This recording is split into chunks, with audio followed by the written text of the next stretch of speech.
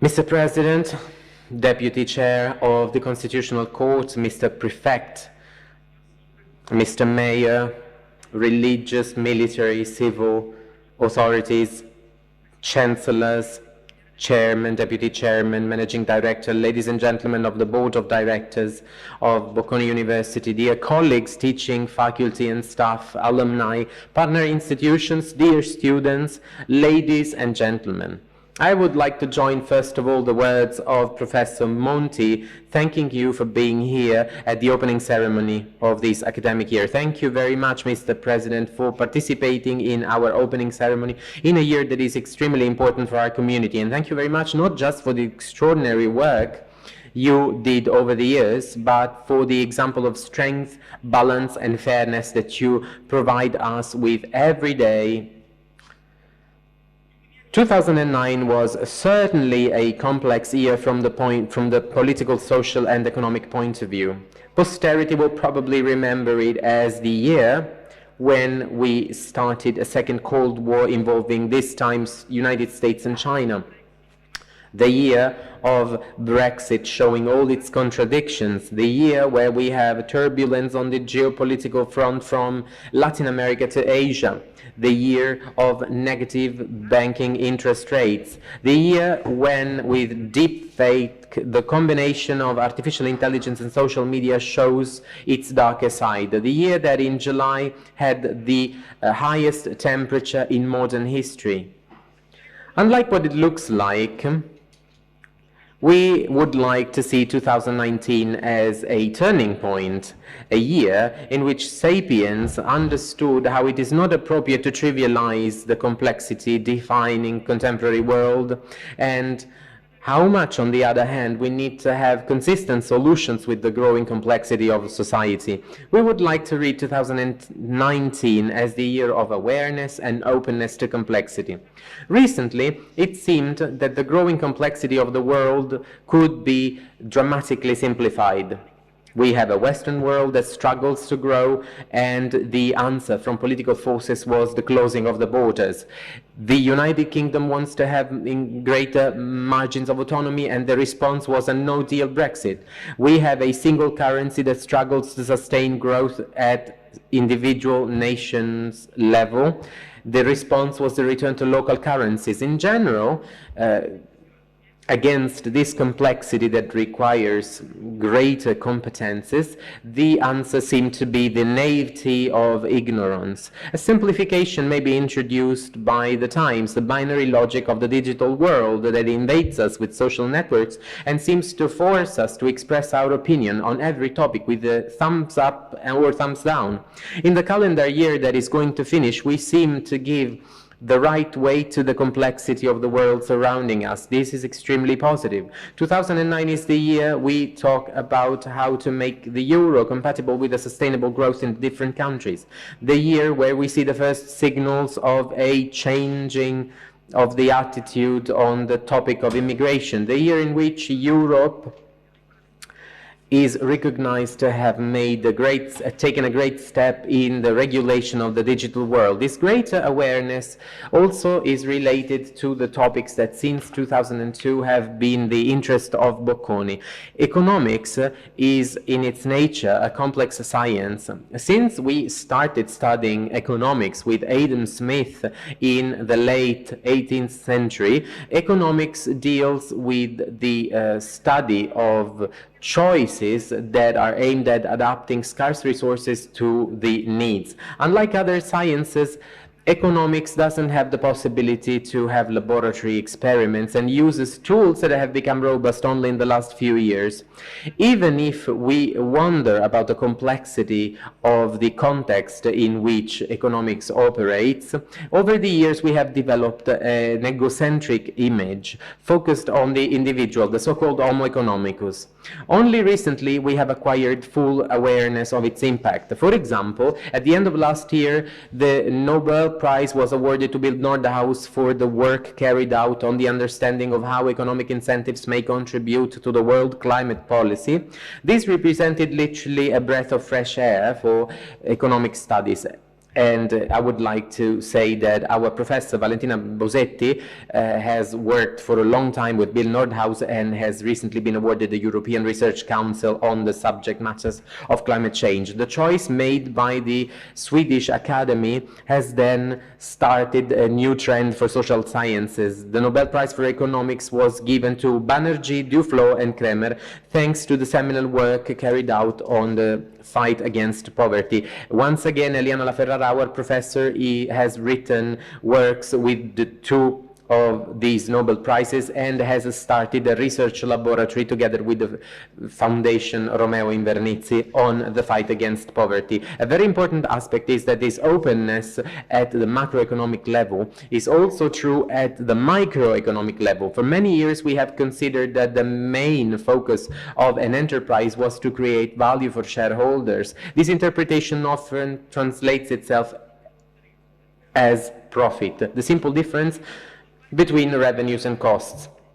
Probably the main conquest of the 20th century, which went through so many struggles, where we had liberal capitalism as one concept, and then trade unions struggles, and then struggles for consumer rights, and the extreme globalization of the last 20 years has widened the interpretation, and we have now understood that the enterprise is not just the benefit of the individual shareholders interested in profit. The company works for all stakeholders working for them and the stakeholders that benefit from that. This conquest had made it possible to develop in the last 20 years a literature that is devoted to sustainability and social responsibility. The main driver of this cultural change is certainly due to financial crises that have hit global economy. An important driving force has also been the ones of our students, those who were born after 1997, the so-called Generation Z.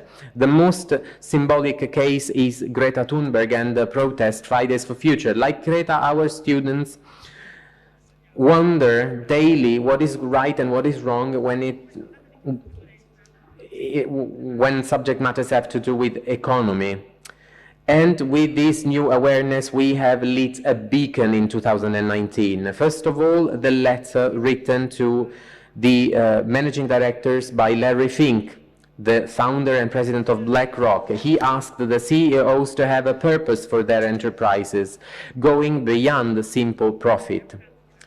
It's not a case that the ESG acronym, Environmental Social Governance for Investing in Funds, has become ever more common even for long-term investments. Secondly, the manifesto of the Business Roundtable of last year, involving 181 managing directors of corporations, that formalized in an agreement sustainability. In the document, signatories commit to offering value to their customers, investing in employees, fostering diversity, inclusion, dignity and respect, dealing fairly and ethically suppliers, and also supporting communities. This kind of focus leads to an imaginable opening compared to the past. But unfortunately, it also leads to new paradoxes of complexity, the solution of which will be pivotal to finalizing some modern and consistent response. For instance, how can they pay more workers keeping prices low so that access is ensured to products? How can sustainability be ensured of productive processes without jeopardizing work in companies? And among the numerous paradoxes, one is particularly relevant for the future of society. How can we have artificial intelligence lending sustainably? The coming of AI is one of the main challenges for policymakers and managers. The prejudice that risks to, of course, jeopardize its dissemination is the fear of loss of jobs and skepticism towards technology, which is increasingly invasive in everyday life. And its pervasiveness leads also to something else, the impact of cryptocurrencies compared to some tools of regulation and monetary policy. Something is common to these paradoxes, the lack of a new culture and a knowledge that can see advantages where disadvantages are seen. And before the change that is brought about by technology, global warming, disequality, inequality, universities must get out of their tradition where the various disciplines are separate from each other to integrate knowledge. And only by having managers and citizens aware of new languages and new needs, we can be winning in our challenges. Following the motto that we have inventing knowledge that matters, that thanks to artist Lorenzo Pietrantoni last October became a work of art, contemporary art at the outside this building, we have the ambition to contribute to these changes and innovation to provide response, sensitive and sensible responses to the future of students, researchers, and citizens.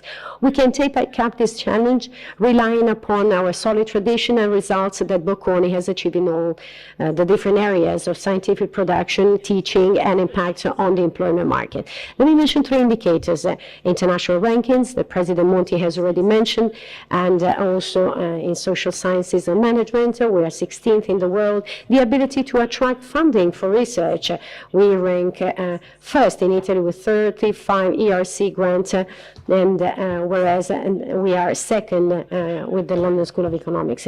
And also the rate of employment of our graduates, which is equal to 95%, 27% of which abroad.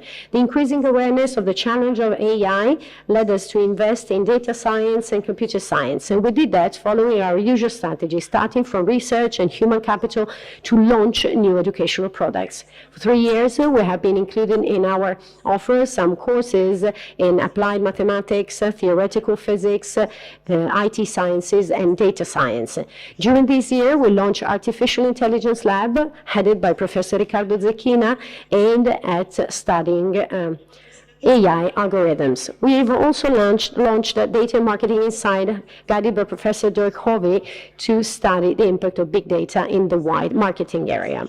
If in 2016 we launched the university course in economics management and computing science, and in 2018 the degree in data science and business analytics, this year we started in collaboration with Polytechnic University of Milan, that I would like to thank, a degree in cyber risk strategy and governance. This degree is unique on the international arena and combines human and technology.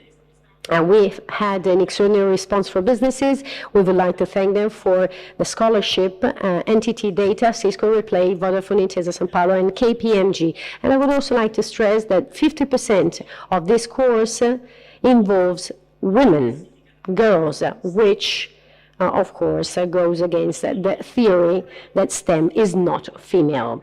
We have also launched a new 3-year bachelor degree starting from next year, aimed at training experts in AI. This course, called Mathematical and Computing Sciences for Artificial Intelligence, is part of the important ministerial experimentation related to the new category Science and IT Technologies, but also physical and mathematics for AI.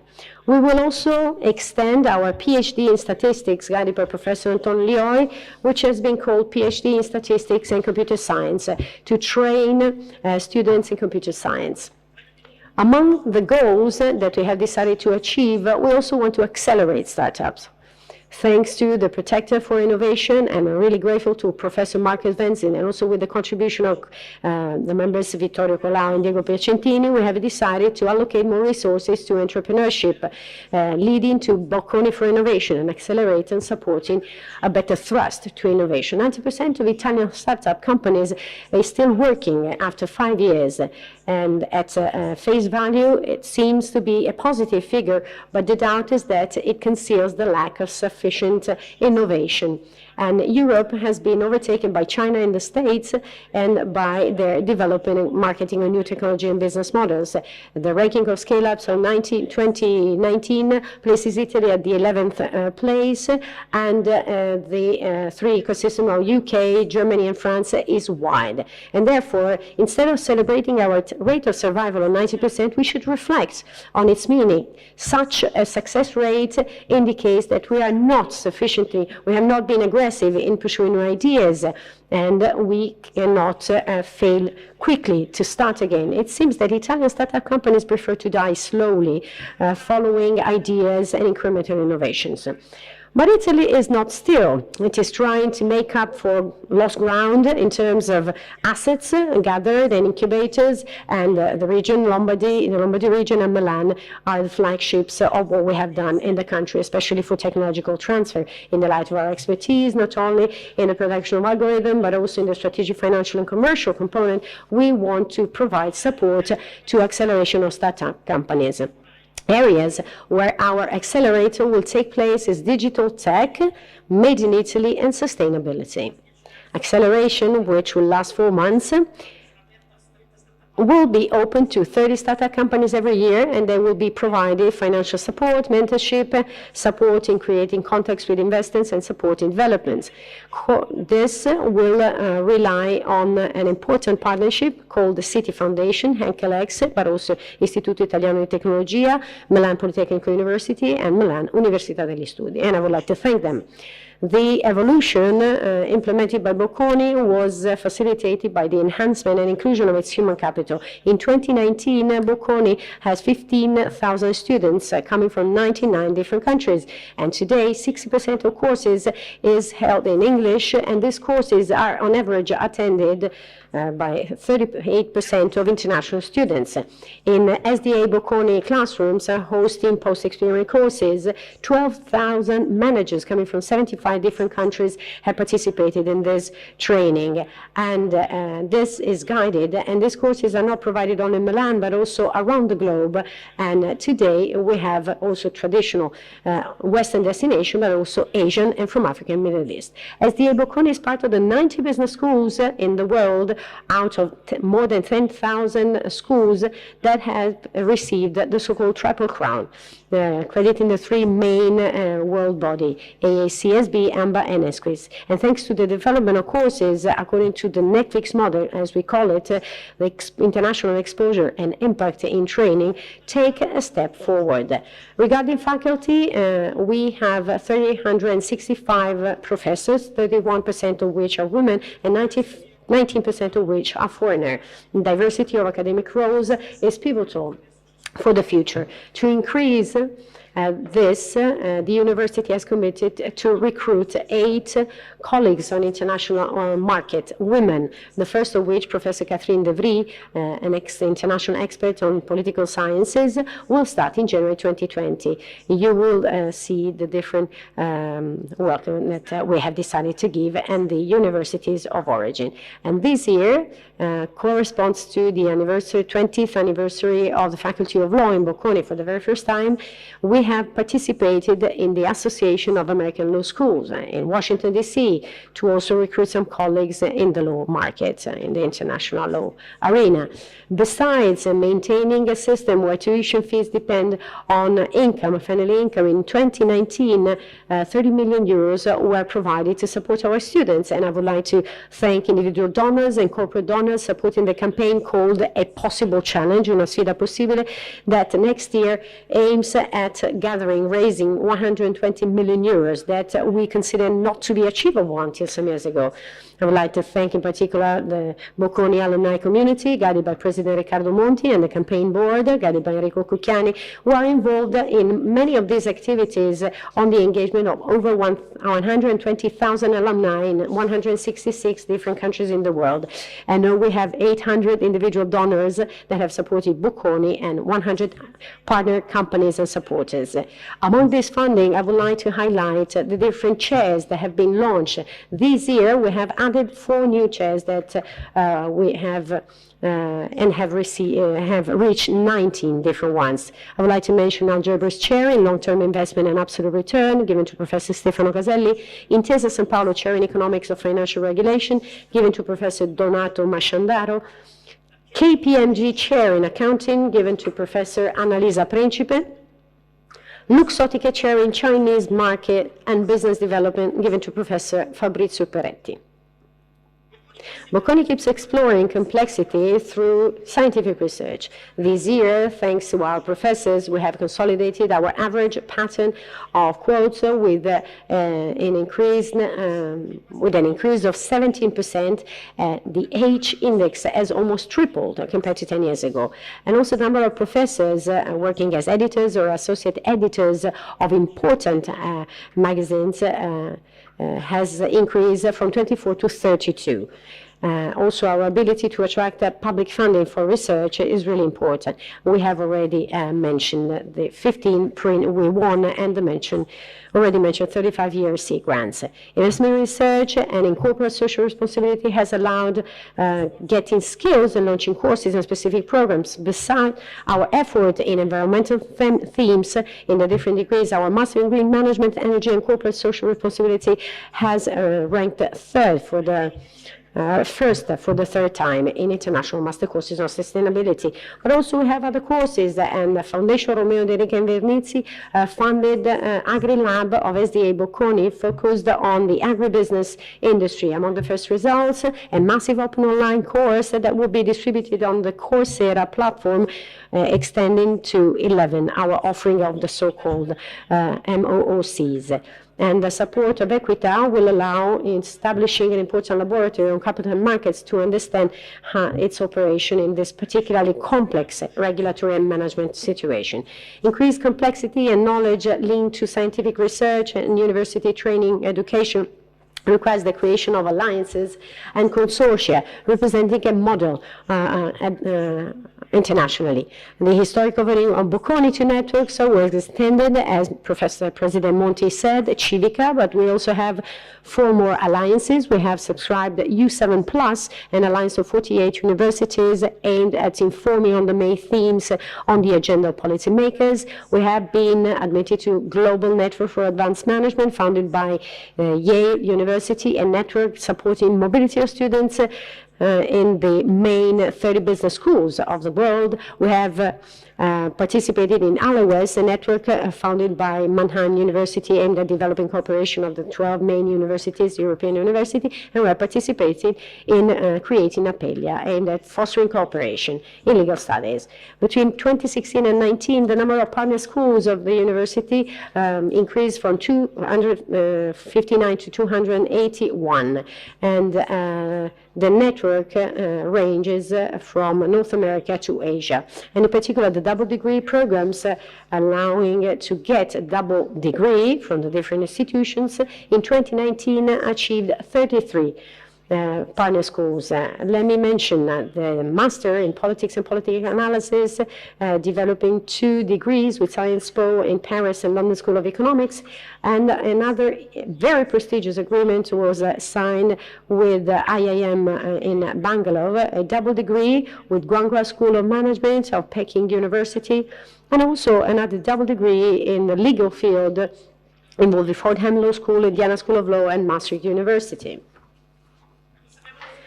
The awareness of challenges, future challenges, led us to imagine 15 years ago a campus, a university campus in the heart of Milan, a city that is being transformed, as our mayor, Beppe Sala, said, in an ecosystem that goes beyond the border of the world of fashion design and finance that has made it well known all over the world. The new campus that we have just opened will host the student residence and also a sports center that will be open to everybody, which proves how Bocconi is open to the city of Milan.